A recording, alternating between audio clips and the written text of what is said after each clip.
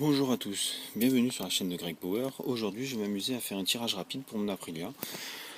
Alors j'ai commencé déjà à démonter la poignée et tout avant de commencer à faire la vidéo parce que je voulais pas que ce soit trop long. J'ai sorti les câbles et tout, j'ai sorti le flanc de carénage et démonté ce fameux capteur là, je sais plus comment ça s'appelle là.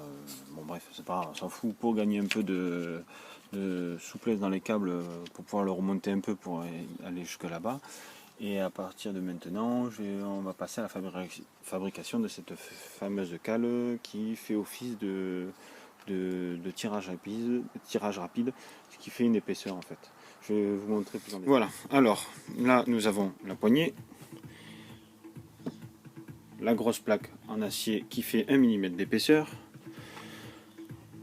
la plaque que j'ai coupée au préalable qui fait 6 mm de largeur et la longueur qui n'est pas définie parce que je vais vous montrer, je vais la couper à la demande par rapport à quand on l'entoure tout autour de la poignée, de façon à ce que ça donne ceci, ce qui viendra se placer à cet endroit là, comme ça, ce qui va faire une épaisseur autour de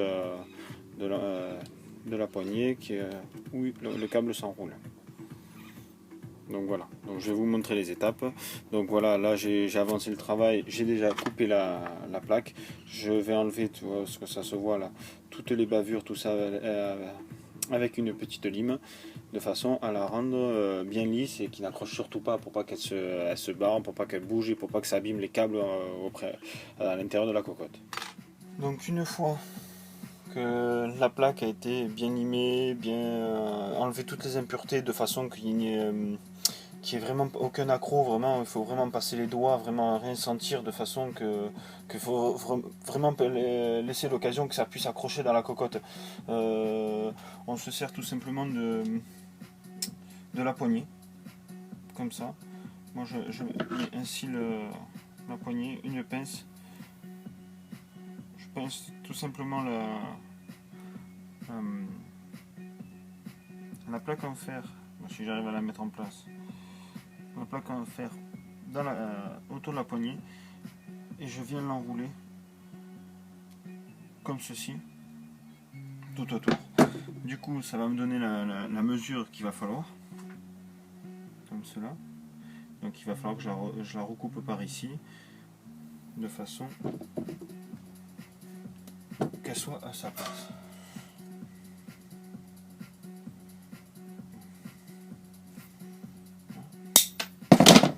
Ça c'est fait. Hop, hop. Voilà. Donc à partir de là, je vais prendre ça.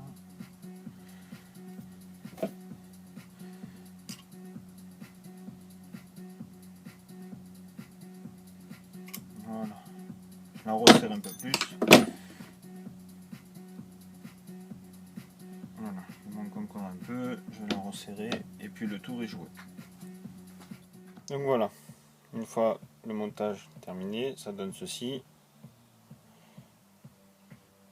Ça fait vraiment le contour de la poignée et laisse l'emplacement des câbles comme il faut. Maintenant, je vais la remonter sur la moto. Vous voyez, ça donne ceci. Allez, je vais remonter ça et je vous montre après. Et voilà, donc maintenant tout est remonté. On voit bien que la poignée revient très bien, il n'y a rien qui bloque. Donc il faut bien remettre les câbles, tout remettre comme il faut, remettre sa garde. Donc voilà, moi je me garde à peu près 5 mm de marge. De toute façon je suis presque à fond, hein, au niveau du réglage. Voilà. Voilà, donc je peux en remettre encore un peu, je peux retendre les câbles encore un peu. Voilà. Là ça va bien.